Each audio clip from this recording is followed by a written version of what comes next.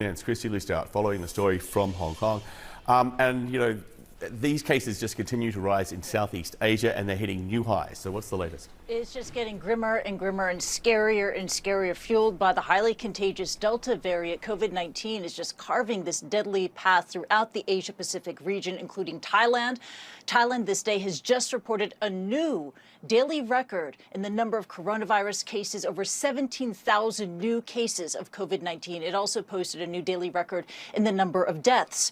As it grapples with this surge in infection, officials there are using a range of tactics in order to boost hospital beds, including the fact that they are converting a cargo warehouse in an airport in Thailand to turn it into a COVID-19 field hospital with 1,800 beds. This is a COVID-19 horror story that's unfolding not just in Thailand, but across the region.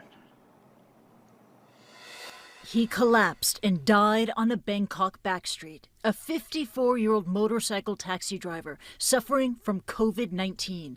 He didn't know until it was too late, his niece tells CNN. I was speechless when I saw those photos. I was shocked.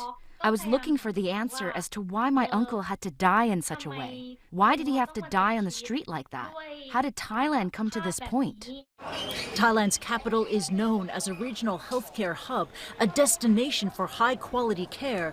And now, makeshift COVID wards are necessary. The government will repurpose train carriages to isolate positive patients.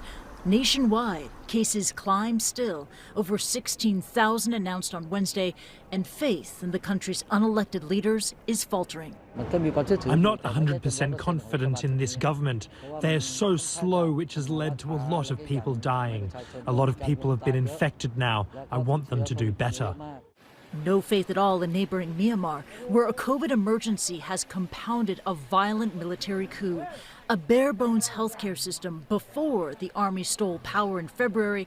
Now, doctors in hiding as cases spike.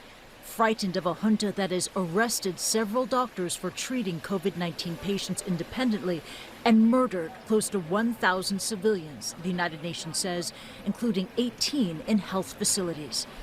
The UN must act immediately to halt the military junta's attacks, harassment, and detentions in the midst of a COVID-19 crisis, said Thomas Andrews, UN Special Rapporteur on Human Rights in Myanmar. Neighboring China worried about its porous borders with countries like Myanmar, while it fights a new outbreak in the city of Nanjing. Local authorities putting social distancing restrictions back in place, closing indoor venues like cinemas and gyms. Delta confounding countries used to seeing suppression tactics work. Cases mount in Sydney, Australia, despite a lockdown in place for 5 weeks now. The measures are costing millions of dollars each day, but must be extended for another month. There's got to be other ways. There has to be other ways. Vaccination, the only real way out of the pandemic, a fact not lost on the tiny Himalayan nation of Bhutan, which has now vaccinated 90% of its population, according to UNICEF, a beacon of hope in a hard-hit region. Bhutan is a very, very rare ray of light in a region that has been utterly ravaged by COVID-19, fueled by low vaccination rates, as well as the Delta variant. Vietnam, the cases just keep rising there. Once a pandemic success story, Vietnam is now seeing its daily coronavirus cases surpass 6,000 for 7 consecutive days. And right now, its major cities, including Hanoi, are looking to tighten pandemic restrictions. John.